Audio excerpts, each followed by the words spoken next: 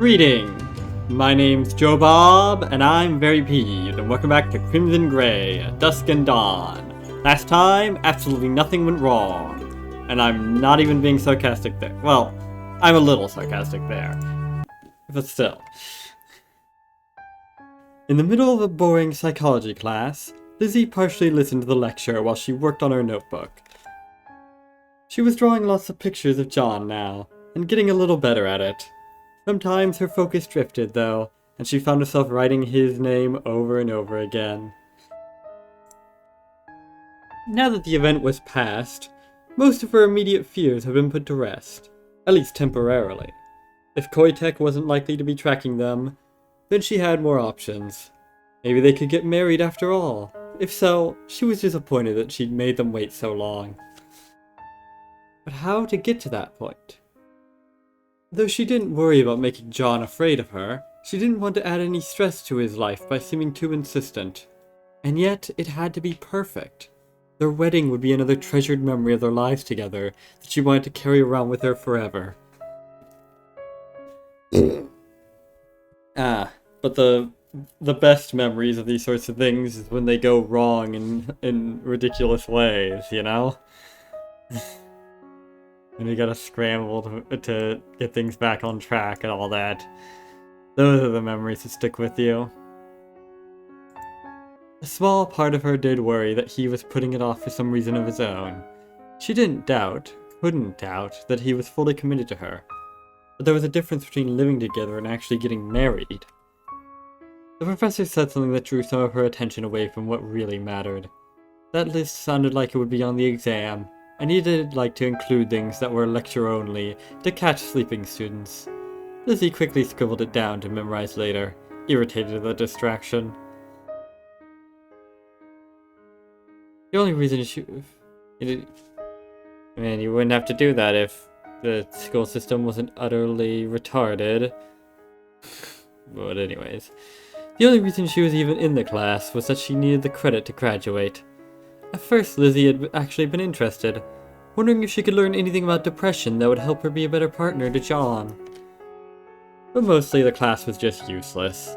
Everything was focused on specific patterns of thought and declaring them to be unnatural, when they didn't seem any stranger than the way most people thought, at least not to her. Trying to engage with it mentally just irritated her. Yeah, I know what you mean.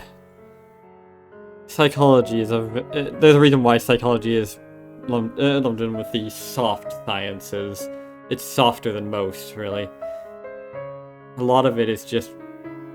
honestly, a good portion of it is just baseless speculation. There's been... because we just don't understand the human mind at all, really. Not in any kind of detailed way. Yeah. It's a reason why you should always get,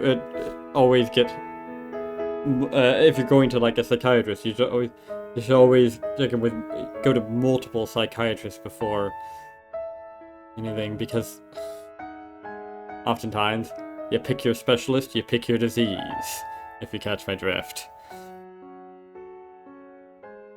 And what they said about depression just made her angry. They talked about depression like it was a simple problem that would soon be cured. The professor was even a fan of Koitek.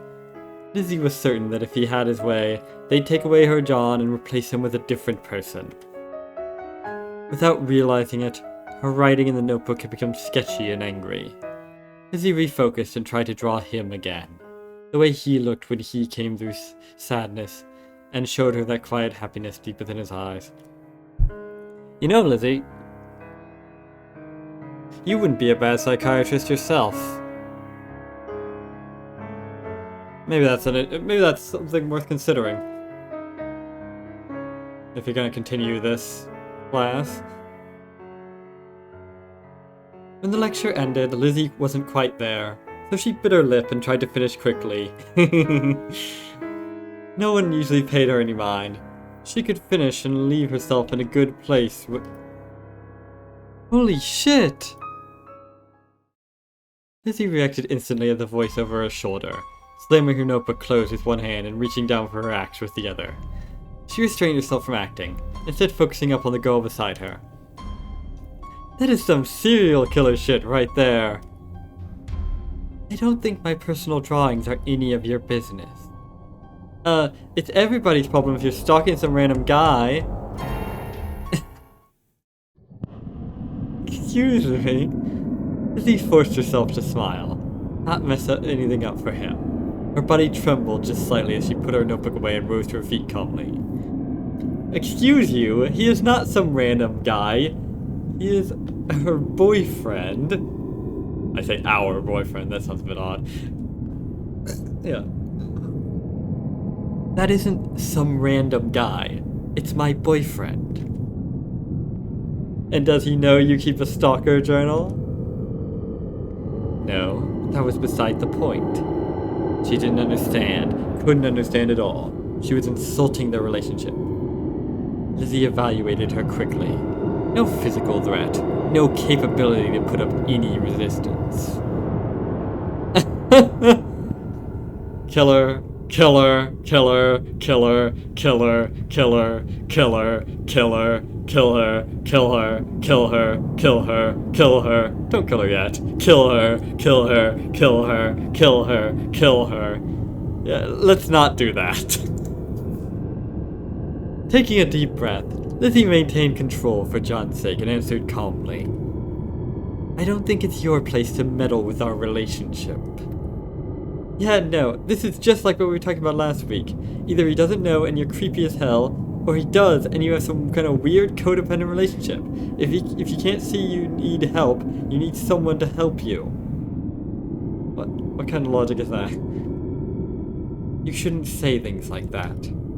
Look, I'm just applying what we're John is a kind person. He wouldn't judge me like you do. Then he's just enabling your condition. Lizzie took a deep breath and took a moment to think.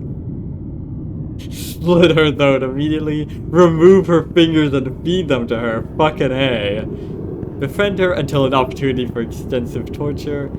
End the conversation quickly, and acquire napalm! Could you actually acquire napalm? Hang on, let me... Oh yeah, actually... Right, napalm is actually really fucking easy to make. I forgot about that. I mean, relatively speaking, you'd still need carefully controlled conditions to produce it safely. But yeah, it can be made from household materials and all that, for the most part.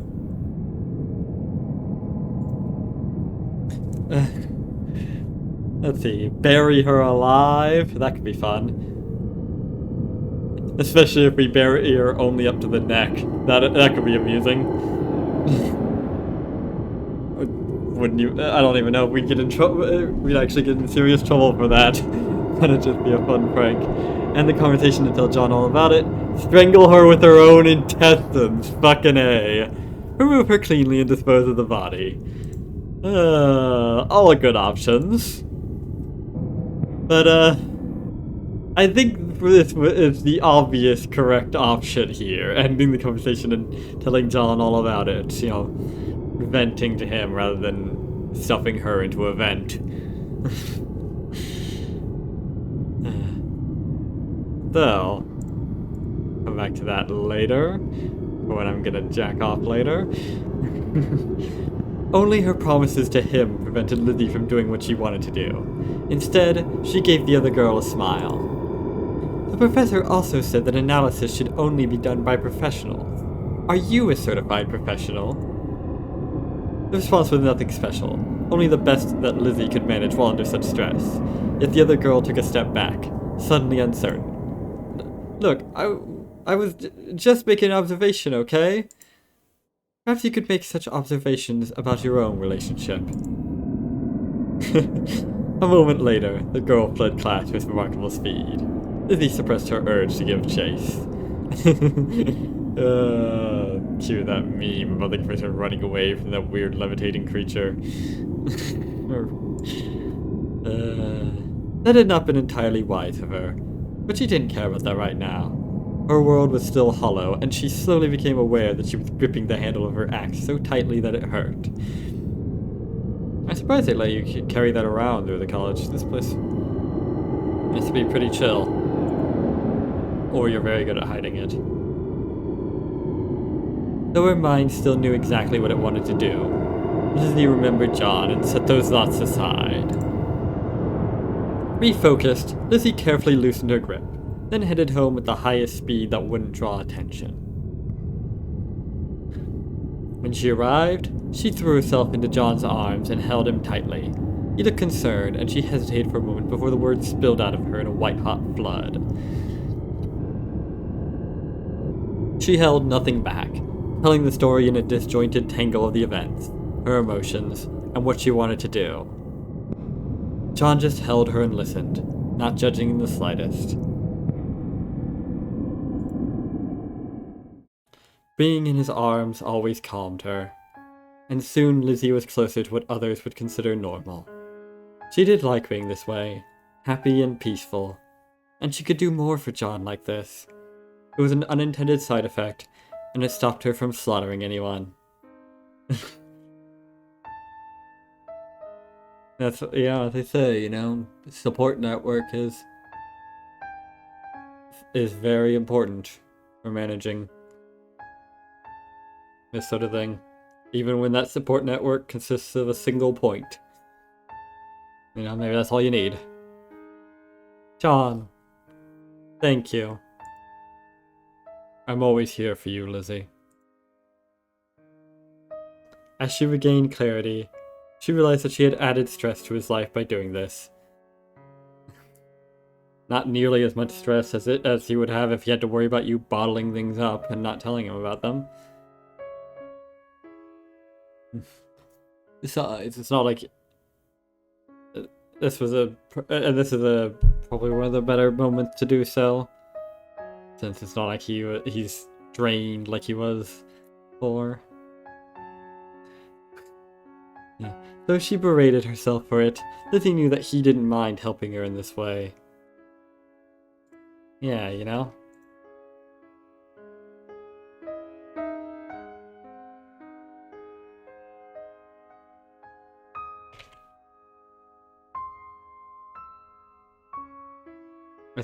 As they were saying in Receiver 2 from the direct recovery tape for Rich. They say, like, Rich started to see that he had never been a burden on anyone. Humans have a fundamental need to help one another, and by gracefully accepting the help that he needed, he allowed his friends and family to fill their own needs, to feel useful and appreciated. It took him years of slow improvement in cultivating healthy habits, but he eventually found that he had repaid all the kindness and support that he had ever received, and then some. Yeah. Also, I was looking at a wiki page so I could refresh my memory of the exact wording of that, and I just noticed that I misspelled this. Hang on a second, I'm gonna edit it. The idea that we're a burden on other people by allowing them to help us, that's just disordered thinking brought about by the threat.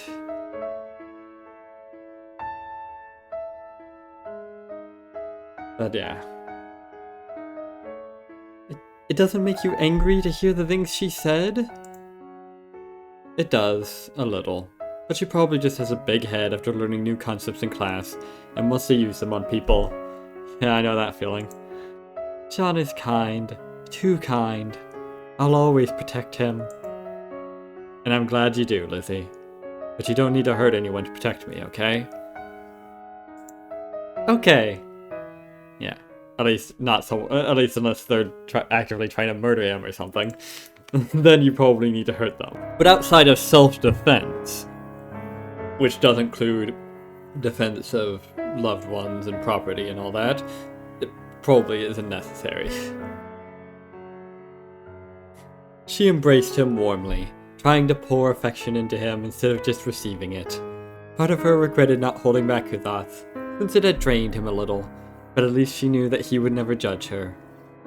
You know, and as I say, misery shared is misery halved. And all that. She stayed in his arms for a while after that, setting aside her guilt over causing him stress and just indulging in his kindness for a while. The girl had been right about one thing. A normal boy could never have been with her. John was special. That was why they were so wonderful together. Even as she regained her full calm, however, one thing didn't change in her mind. Maybe it wasn't possible due to the circumstances, but it would have been better to kill the girl. Would it? Would it really? I mean, maybe in a vacuum, I suppose.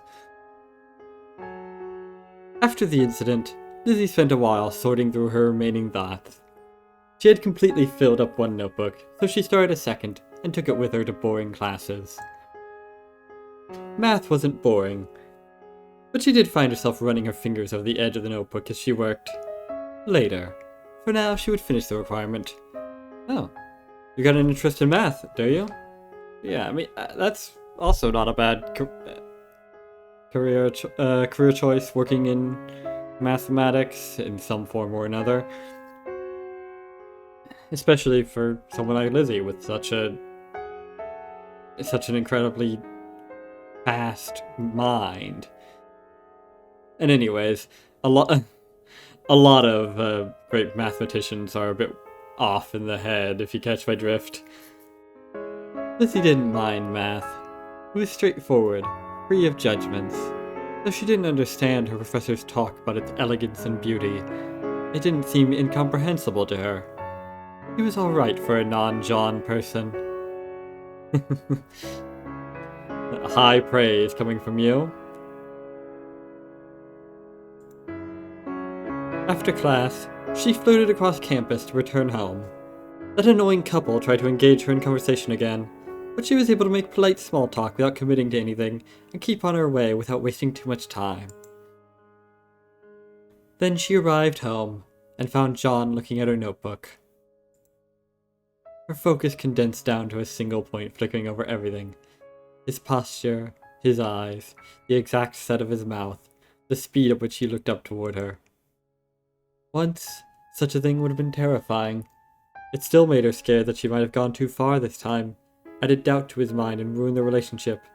And he did have a concerned look on his face, so there would be no simple, easy solution. Lizzie, are these things you felt that you couldn't tell me? What? No, not at all. Okay, I do believe you. Have you been keeping notebooks like these as long as we've been together? She squirmed a little at that, her desire to smooth things over and make him happy, warring with her desire to be completely honest with him. I had books like these a long time ago. But no, I only started again recently. That's the only one, other than the new one I just started. Did something happen to make you more stressed? Is it something I've done? There was real pain in his eyes, and Lizzie hated herself for a brief moment. She'd caused him more pain, just as she'd sworn to herself that she would never do again. Life is pain. Anyone who tells you otherwise is selling something. But her John never rushed to judgment, and he was strong, even if he was often sad, and she longed to protect him. Their relationship had been through more intense things. This wouldn't be the end. Yeah, I mean, you literally kidnapped him and slaughtered people in front of him. If that didn't screw the relationship, what will? Lizzie carefully sat down opposite him. It definitely isn't anything you did, John, and it isn't anything more specific. I've just been a little anxious lately. I was worried the speech might be more of a problem. I can understand that. He kept leafing through the notebook, leaving Lizzie to squirm uncomfortably.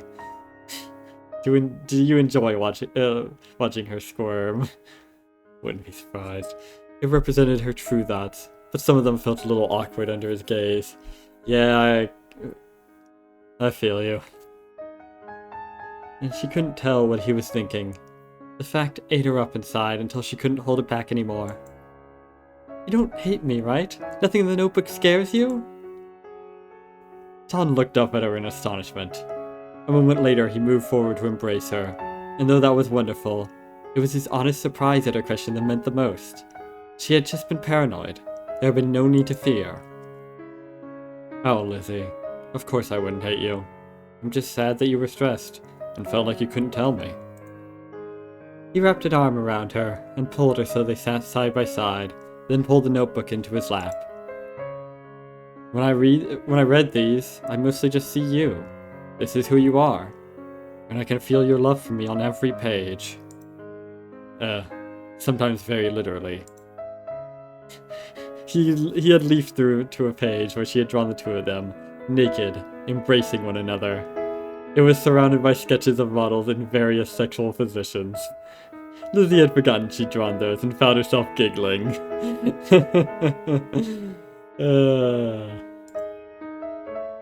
How flexible do you think I am, Lizzie?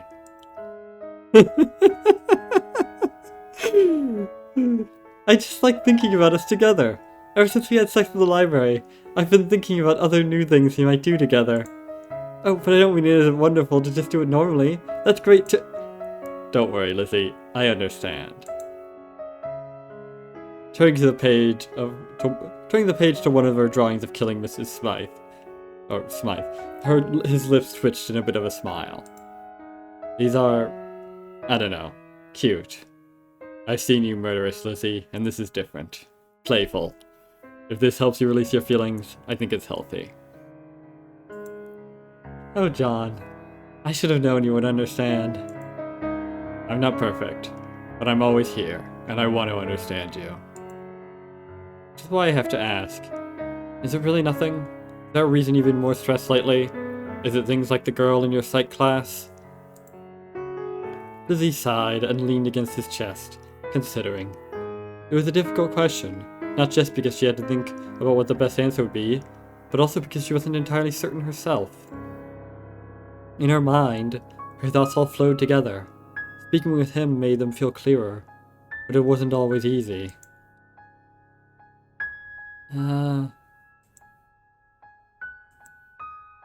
Yeah, explain the thoughts that went in the notebook. That seems reasonable.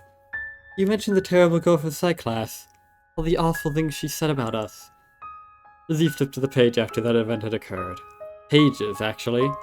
She had forgotten how much she had written after that, though now it was crystal clear to her. After it happened, I felt everything. I hate her, John. I still wish I could get rid of her. But you won't, right? No. Writing it down, it captures what I'm feeling somehow. When I look over it again, I remember all the emotions. But there's some distance now. They're not as strong inside me. I think I get that. Maybe that's a healthy thing. Though I do worry that sometimes you get yourself more worked up writing out your thoughts. It doesn't have to be writing, John. I get the same effect from talking to you. And it's better that way. Not just because I'm talking to you, but because you always have new thoughts and interesting things to say, and so sometimes I think about things differently. I'm glad to hear that. I'm always here to talk, Lizzie. Well, when you're here, at least. You're usually here to talk. It's not like you can be there for her 24/7, not without a bit of finagling. I know, it's wonderful. But I don't have to share everything, do I? Sometimes what I'm thinking is just silly and it doesn't matter. I don't want to waste your time. He considered that very seriously, then pulled her a little closer with a smile. You can tell me anything at all, Lizzie, but don't feel obligated. Unless you don't have a working brain, everyone has tons of minor thoughts. They just pass through your mind. They don't matter unless you focus on them. I mean, I have a lot of dumb little thoughts. There's no point sharing. Yeah. That's not true. I'd love to see every single thought you ever think. I believe you. But since that's not the world we live in, we can just talk to each other, okay? She eagerly nodded and pressed herself against him even closer. She was right to talk to him. John always had good things to say.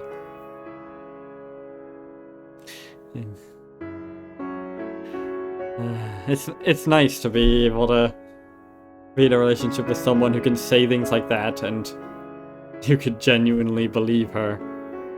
I know that feeling.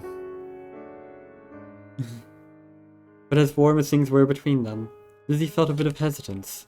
When she looked at his face, she saw something shift and realized there was something less pleasant he wanted to bring up. Had something in the notebook upset him? Her heart began hammering in her chest. There is one thing we need to talk about, though. I don't like... this page, for example. Lizzie blinked in surprise as she scanned it quickly. It was a page of dense writing where she talked about him. Largely about her love for him and many other things. What could be amiss there? Do you always write pronouns for me with a capital letter? Yeah, she even thinks pronouns for you in a capital letter. I should know. Of course, John. You're not like any other boy. You're the only person for me. I'm glad you love me, but I don't know about this. I'm not sure I'm comfortable with it. Alright, I wasn't expecting this. What? Why not? She stared at him, hiding the true dismay from her face. Inside she was panicking. Usually John was so calm and steady. She loved understanding more about him. When she actually felt confused, it always terrified her, forced her to wonder if she was somehow drifting away from him forever. I know how intensely you feel things, but this just feels like a little much. I want you to be my partner, Lizzie. I don't want you to worship me. Oh, I see. You think that it's because God is always, written with capital first letter for the pronouns and such. You think she's putting him up at the level of a god. Oh, I see. But John deserves it. You're wonderful, and I love you with my whole heart. I know that, but since I love you too, I have to be honest with you. This worries me a little bit. This capitalized version of me. Is that really me? I'm almost afraid this is all for someone else that represents me, but isn't me in truth. Oh no, it isn't like that at all. She clutched him to her, his head against her chest while she gripped one hand in his hair, but through her dismay, she began to understand. The thought upset her a little.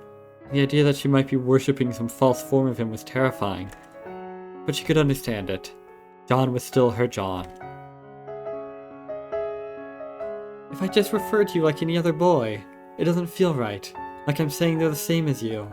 And I would never betray you like that, John. Lizzie, I think I can understand that a little, but can you understand me too? I do, John, I do.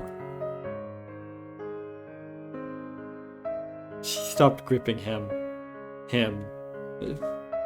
She stopped gripping him so tightly and let him pull back slightly. They stared into each other's eyes for a while, and both smiled. Nothing that had been said changed their love for each other, and they both knew it. Lizzie leaned forward to kiss him gently.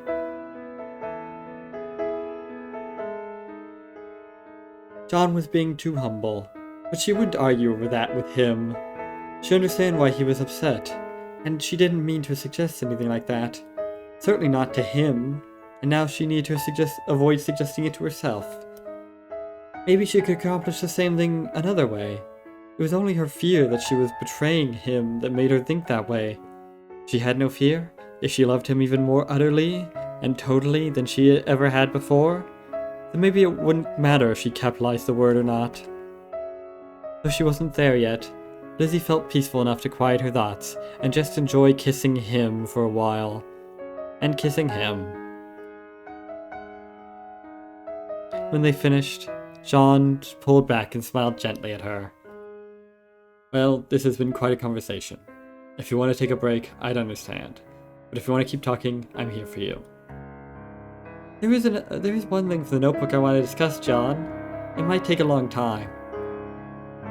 She saw a little hint of tension in his eyes, but he was always willing to work with her. Fortunately, in this case, that was unnecessary. Lizzie kept her smile off her face until she flipped to the appropriate page. I'd love to have a vigorous discussion of this part. John stared at the sketch of the sexual position, then chuckled and the laugh of the tension flowed out of him. Sounds like a stimulating conversation. Ah, you lovebirds. You're incorrigible.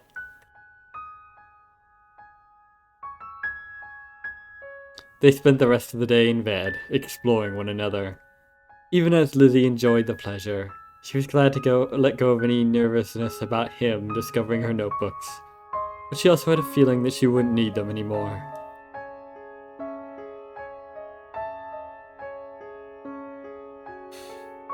Yeah, well, you could always, you could always keep sketching him and yourself. You have a good practice in case, get better at drawing and all that. Life improved after their conversation. Lizzie overflowed with so much positive energy that she was constantly visiting John for extra kisses and showering affection over him. His reaction was more subtle, but she could feel that it had made a difference to him. Though Lizzie wrote in her notebook occasionally, she didn't take it with her anymore, and didn't feel too much need for it. In fact, when Aaron invited them to a party with his friends, Lizzie felt so free of stress that she didn't mind them going. To her surprise, the energy overflowed so much that she even enjoyed the party a little. She kept an eye on John at all times, noting his position. He was speaking with a mixed group, casual but not so casual that she worried about him. Since he was fine, she didn't mind spending some time with others. Aaron's friends were usually smart and thoughtful, if a little too passionate about irrelevant things for her liking. Oh well. Give them a bit of slack, I'm sure the things that you're passionate about are mostly irrelevant to them, too. At the moment, she was talking to a girl named Rose. She was always hanging out with Aaron, and they acted as if they might be dating. Though Lizzie also had a strong intuition that wasn't quite the case. It didn't matter to her, so she didn't pursue it. What mattered was that Rose showed no interest in John, and she didn't like how judgmental their psychology class was either. No alcohol at all, huh? Not judging. I was just wondering if it was a personal commitment or something. Lizzie was drinking water from her cup. Though she hadn't thought about it, she knew the exact reason. Becoming intoxicated reduced her ability to enjoy John's presence, and slightly decreased her comment potential, thus was to be avoided at all costs. It's just not to my taste. That's cool. Honestly, some drinks taste so shitty I wonder if people really like it, or if society just convinces everyone they need to like it because it's refined or whatever. I hadn't thought about that before. I wouldn't know. I haven't actually bought alcohol in a long fucking time. Might never have, actually. I've drank some, but the alcohol I drink is all stuff I've made myself. Mushrooms. Mushrooms can be used to make wine. It's quite good, actually, especially the poisonous kind. Well, I say the poisonous kind. There's a fucking million kinds of poisonous mushrooms. I must have a couple dozen of them growing in my yard alone. And that's just right now. Anyways, I hadn't thought about that before. Society convinces us of all kinds of things. Like, who decided weddings should be these obscenely elaborate performances? And wearing white is just a vestige of an absurd older custom. And what is it about society convincing us that cannibalism is such a terrible thing, And, yeah. I was hoping to wear white for our wedding. Our wedding? Are you hitting on her? Normally, Lizzie would have followed the tone of the conversation and not offered any contradiction, since that would just lead to annoyances. One reason Rose was acceptable was that she didn't get offended when people disagreed with her, which meant Lizzie didn't have to waste energy on such things. It's 100% fine, if that's what you want. I just think some people only stumble into it because that's what society expects. But you're about the last person I expect to be that way, Lizzie. Really? Yeah, it's pretty obvious you don't care what other people think. I admire that. Oh, thank you. Lizzie gave her a smile that wasn't faked. One of the few real smiles she'd given to anyone other than him. In the old days, it would never have happened, but being together with John was so wonderful, she felt like she had an excess of happiness. Enough to share it with people who were acceptable company when he wasn't there even. Their conversation didn't continue for too long after that though, because several of Rose's other friends showed up. She didn't press Lizzie to join them, so Lizzie was soon alone again. That was fine with her, though she began to ponder if she could collect John and leave. The company didn't seem to have worn him down yet, so perhaps they could stay a little longer. While Lizzie considered that, someone else ambled up beside her. Enjoying yourself, Lizzie? Sure, thanks for inviting us. No problem, and glad to hear it. You two are hard to read. Really? Well, you seem to understand each other on a deeper level, and it's nice to see, honestly. I wish I had a relationship that close. Of course, I don't have one at all right now. Oh, I had thought you and Rose. Aaron stopped for a full second, giving her a bizarre expression. He narrowed his eyes as if uncertain she was being serious. Lizzie, do you really not know I'm gay? And he had been laughing and talking with John earlier, and she remembered that he had slapped John on the back. Had his hand lingered too long? Not only was he single, but he had just said that thing about wanting a relationship like theirs.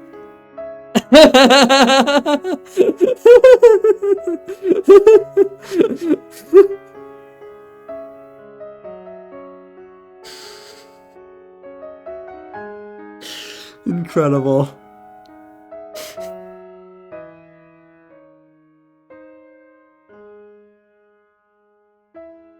I'm taking a screenshot of that. That's glorious. No, I hadn't noticed. Huh. You had that look in your eyes. Damn, Lizzie, if you were anyone else, I'd almost be offended. Oh, I'm just upset I didn't notice. I hope you find a man you love and you two get married. Okay. I'm not trying to have a chip on my shoulder. It's just, you know, the Midwest is a pretty conservative place. I mean it, though. It took a supreme effort of will for Lizzie to finish the conversation without giving the wrong impression. Such a thing would have been impossible for her, as she was 3 years ago. But thanks to John, she could do a better job of looking outside herself. Though it couldn't touch anything within her, she could intellectually understand what Aaron was saying to her. People disapproving of him were very similar to people who might disapprove of her, so her reaction didn't need to be faked. Though he was sharper than most, she didn't think Aaron sensed any of the turmoil inside her. When he finally left, though, she was relieved. How would she miss something so important? Maybe Aaron was a good person, but most weren't. Lizzie had thought she could focus on nothing but a relationship with John, yet now she realized that her focus had given her blind spots. There were other consequences, too. Lizzie presumed that John knew and was paying more attention to such things. She had been acting so close to Rose earlier in the party. Had some part of him seen it and worried she might be interested in anyone other than him?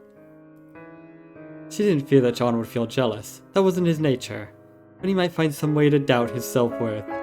Maybe wondering if he wasn't enough for her, or something else equally absurd. At his best, he would understand it was false, but if he was depressed... Lizzie realized that instead of taking a drink, she was chewing on the rim of her cup hard enough that she tasted plastic. Better than her finger, since she was in public, but still a sign that she needed to pull back and reconsider. Slipping out as soon as she could, Lizzie headed back home, tried to integrate the new information. She had thought that the social understanding she had developed over the years growing up would be more than enough for her to navigate any social interaction. But plainly, she was too narrowly focused on herself and John. That was where her attention should be, of course. But her anxiety was creeping upward again, and wouldn't stop until she felt confident in her analytical abilities again. That night, Lizzie decided not to write anything in her notebook. Instead, she just nestled up against John and held him, which he gladly reciprocated. It didn't take her too long to fall asleep after that.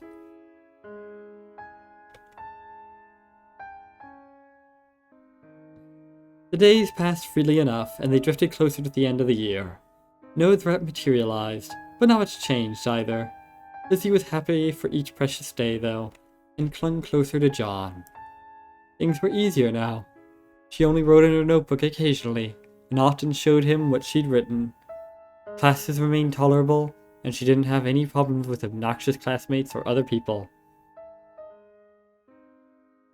Despite all the attention surrounding the speeches and the potential overhaul of the FDCA, everything just stalled in committees. Aaron and a few others kept campaigning, but interest overall died down. There had been a little tension surrounding Aaron and his group, with John wanting to be involved more. Though Lizzie tried her best to hide her anxieties, he still noticed that she was uncomfortable when they were around others. And so, wonderful person that he was willing to withdraw.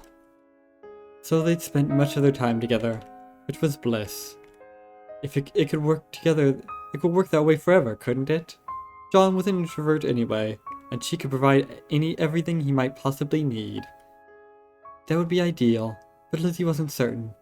It was unfortunately impossible for them to be together every second of every day, and despite her best efforts, she was not perfect. Maybe it would be better to develop some kind of secondary defenses, but that would mean giving him up to others temporarily, and other unacceptable risks. Lizzie pondered everything as she chopped up the vegetables of that day's meal, enjoying the knife work, while she thought. John was casually reading on the couch, and smiled when he felt her gaze. Ah, this was bliss. Of course. Unfortunately, a moment later, someone pounded on the door. Yo, I won't interrupt you lovebirds, but you want to turn on the news. If he said that, it must be something significant. This again. Lizzie wasn't exactly sure what they had said, but John had spoken to Aaron about needing more private space. Covering for her, of course, which was wonderful. Though Lizzie felt slightly uncomfortable at the whole thing, John had managed to set everything up smoothly. Aaron was already moving on, leaving them to glance at one another. After a pause, John got up and flipped through channels until he got the one they wanted. Worst rampages in American history. We've just received a report that one of the students in critical care has unfortunately passed away, bringing the total to 11 dead and 2 wounded. Lizzie moved to the couch beside John in a flash, eyes fixed on the television even though she wasn't completely certain why. The news was filled with reports of murders, of course, but the ratio immediately caught her attention. John glanced over at her with a thoughtful look. Why would Aaron call us about this in particular? The facts of the incident are still coming in. One of the most basic facts must have been relevant. Oh, shit. The facts of the incident are still coming in. One of the most basic facts must have been relevant. That's a good point. Maybe... it's scrolling at the bottom now. I recognize that name. It's a town with a major Koitek factory. Just like their hometown. He didn't need to say. Distracted by the exact reports of the violence, Lizzie had not noticed that fact. She didn't know the name in any case. It made her heart warm to think that the two of them complimented one another, but she was still in a state of rigid alertness. With the lull in updates, the news program was bringing on guests. There was a Koitek representative, which was incredibly suspicious, even though he was only making a statement of condolences. After that, an academic was brought on. He was introduced as an expert on violent killings, which immediately attracted her interest. After pointless introductory questions, things got more interesting. Until the police decide to release direct evidence, is there anything else we can determine about the crime? What's notable is how few were injured compared to those killed. Regardless of the weapon used, that's an unusual statistic. And what does that tell us? It might indicate that it was a crime of passion. The individuals killed were targeted specifically, not randomly. Even those hospitalized were severely injured after all. But what could cause a student to go on such a rampage? Well, emotions are always strong in high school. No, that wasn't right. The death to injury ratio had caught our attention as well. The expert had identified it too, but he was wrong about that. Lizzie didn't want to jump to conclusions, but this is horrible. But how do you think it could... Breaking news! The police have released video footage captured during the tragedy to the media. Children and sensitive viewers may not wish to watch the following clip. Neither of them blinked. The news switched to grading footage from a security cam on an empty hallway, for a few moments still. Then, a student began crawling across the floor, leaving a trail of blood. Broken arm, cut to the intestines designed to cause pain instead of death. She couldn't see the student's eyes, but she was sure there was animal fear in them. He was panicking, just trying to get away. A girl appeared on camera. She moved casually, but surprisingly fast, swinging a baseball bat idly in one hand. The student gave a mangled squawk and tried to crawl faster. It didn't matter. The girl lunged forward and brought the bat down on his head, onto his head. Though the blow was pixelated, Lizzie could practically see the spray of blood. Yeah, charming. The girl stared down at the body for a moment, face unclear. Then she finally looked up. A mad grin on her face. With a peal of laughter, she lunged away, vanishing from the screen. For a few seconds, the footage was only the corpse that was the sound of her laughter. Then it cut out abruptly. Hot. Only then did Lizzie realize that she had her knife in hand. She had a strong instinct to shield John, defend him from the girl. She managed to restrain herself and set the knife aside, a few inches out of reach. You okay, Lizzie? I will be fine, but we need to keep watching. Reflecting on her reactions, Lizzie scooted up against John and focused on the broadcast. Remind everyone that the suspect was killed by police at the entrance to the school. Her identity and the identities of the victim are still being withheld for the sake of the families, but if anyone has information concerning... John turned the volume to a low buzz, then looked toward her. His eyes were hard and serious in a way that normally excited her, but given the circumstances, she was too tense. I know it's early to jump to conclusions, but she was like me. Yes. The words felt strange in her mouth, though. This random girl couldn't possibly be like her. Not any more than the other girl from in their hometown. She didn't know of another way to say it, though, and she trusted John would understand. Not like you, but the way she moved. You don't think that was natural, do you? No. She used more strength than a normal girl when she swung her bat. She was almost as fast as me. In the movements they'd seen during the video, at least, which might now reflect her full speed. Lizzie again had a strong urge to eliminate the girl, despite the fact that she was already dead and couldn't possibly harm John. Eliminate her ghost.